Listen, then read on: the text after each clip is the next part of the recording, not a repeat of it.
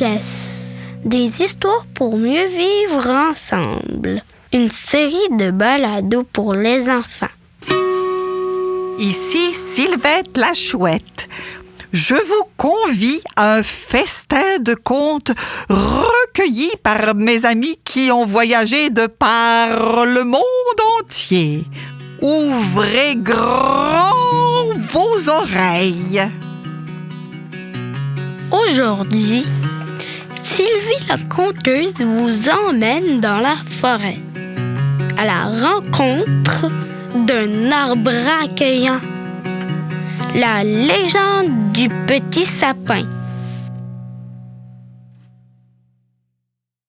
Il y a très longtemps, les arbres feuillus conservaient leurs feuilles toute l'année. Au printemps, à l'été, à l'automne et même en hiver. Dans ce temps-là, dans la forêt, vivait un petit rouge-gorge, un oiseau au ventre rouge orangé.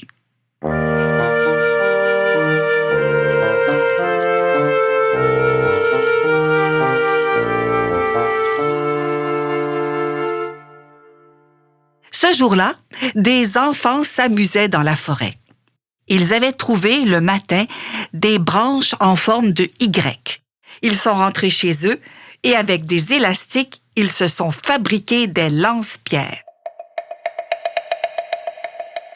Et les poches remplies de cailloux bien ronds, ils étaient sortis dans l'après-midi marcher dans la forêt.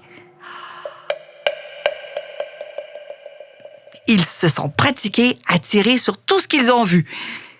Ting! Une branche du bouleau. Ting! Une feuille de l'érable. Ting! Le gland d'un chêne. Oh! Une tache rouge dans un arbre. Ting! Aïe! Et les enfants, victorieux, sont partis en riant. Et ils ne sont pas allés voir dans la neige ce qui était tombé. Un tout petit rouge-gorge, celui que la pierre avait frappé. Le petit oiseau a voulu s'envoler, mais aïe! En ouvrant ses ailes, il s'est aperçu qu'il avait une aile de cassée.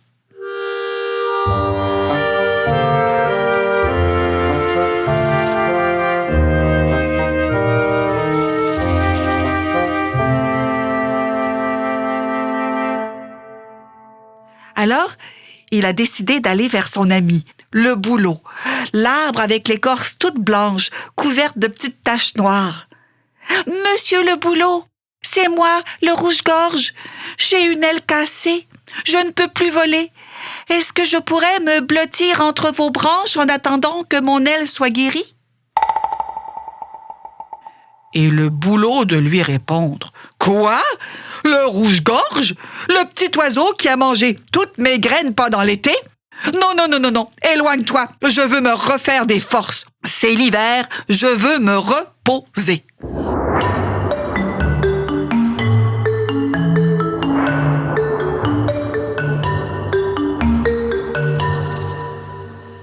Oh, le petit rouge-gorge était tout surpris, lui qui pensait que le bouleau était son ami. Alors, le petit rouge-gorge a continué à traîner sa petite aile cassée dans la neige et il s'est approché de l'érable qui était majestueux avec ses feuilles rouges, oranges et jaunes et dorées qui vibraient dans le ciel. « Monsieur l'érable, c'est moi, le rouge-gorge. J'ai une aile cassée. Je ne peux plus voler. Est-ce que je pourrais me blottir entre vos branches en attendant que mon aile soit guérie? » Et l'érable de lui répondre. « Quoi?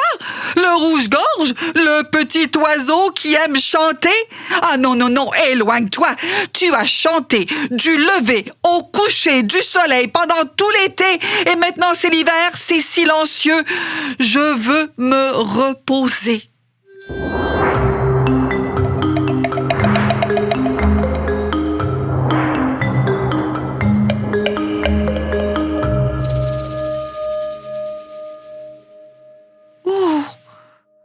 Le petit rouge-gorge était tout surpris, lui qui pensait que l'érable était son ami.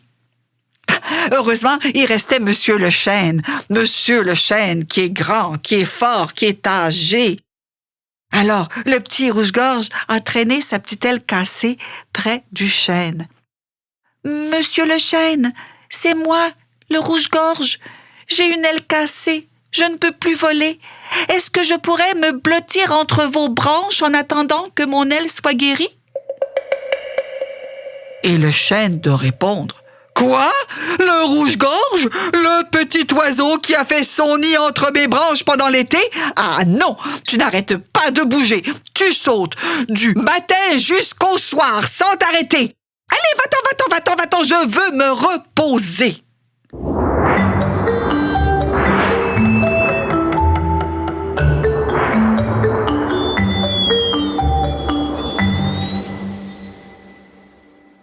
Encore une fois, le petit rouge-gorge était tout surpris, lui qui pensait que le chêne était son ami. Le petit oiseau a tiré sa petite aile cassée dans la neige. En regardant autour de lui, il ne savait plus où aller. Il était fatigué et son aile lui faisait mal. « Psst, psst, psst! Petit rouge-gorge, qu'est-ce qui va pas? » Le petit oiseau a regardé autour de lui. « Psst, psst, psst! C'est moi, le sapin. Approche-toi, petit rouge-gorge. Qu'est-ce qui ne va pas? Mes amis, les grands arbres, le bouleau, l'érable, le chêne, ils ont refusé de m'aider. J'ai une aile cassée, je ne peux plus voler et j'ai nulle part où aller. Moi, je veux bien t'aider. Allez, grimpe le long de mes branches. »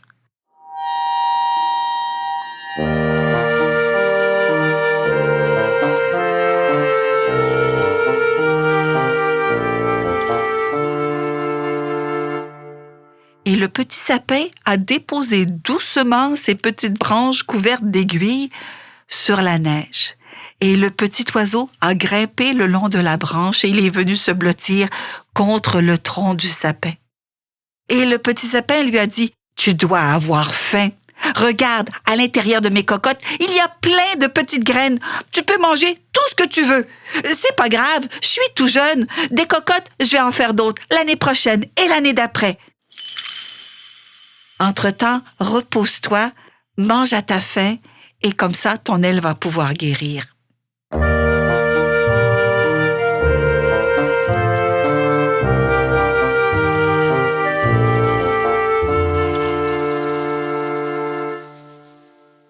Mon histoire pourrait se terminer ici, mais ce n'est pas le cas. Car ce jour-là, les vents de la forêt avaient tout vu. Ils avaient surtout tout entendu. Et le vent du nord et le vent du sud, le vent de l'est et le vent de l'ouest étaient bien décidés à donner une leçon de savoir-vivre à ces grands arbres qui avaient repoussé un petit oiseau qui leur avait demandé un coup de main. Quand la nuit est tombée, les vents se sont mis à souffler.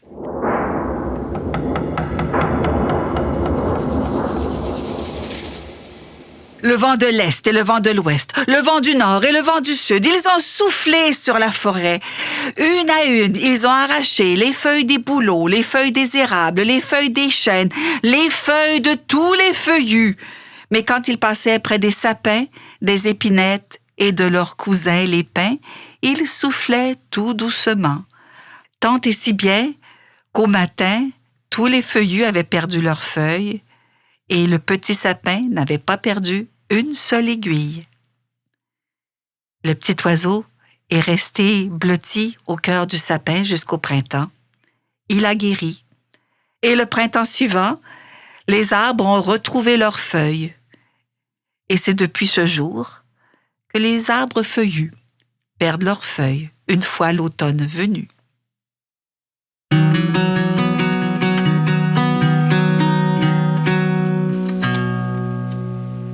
Sylvette, as-tu déjà été la cible d'un lance-pierre?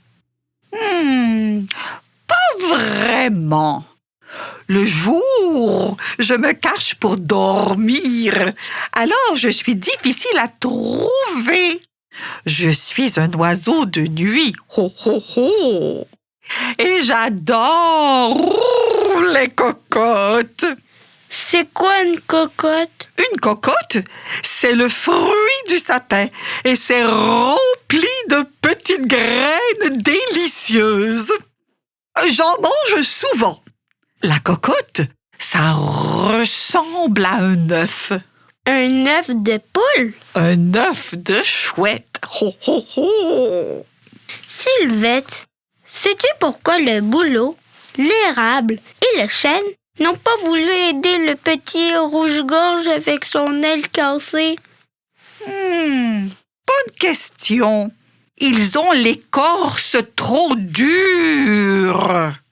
Et le jeune sapin, lui, a l'écorce tendre.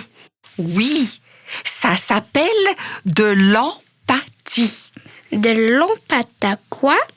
De l'empathie à qui? C'est un arbre ou un oiseau? Non.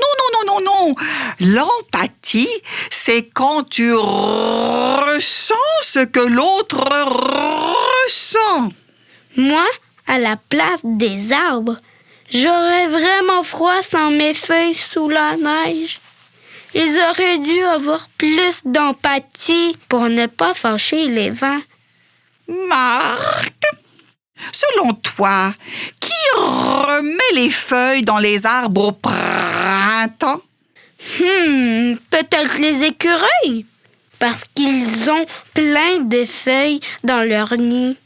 Ou les petites chouettes de ma voisine. Ho, ho, ho.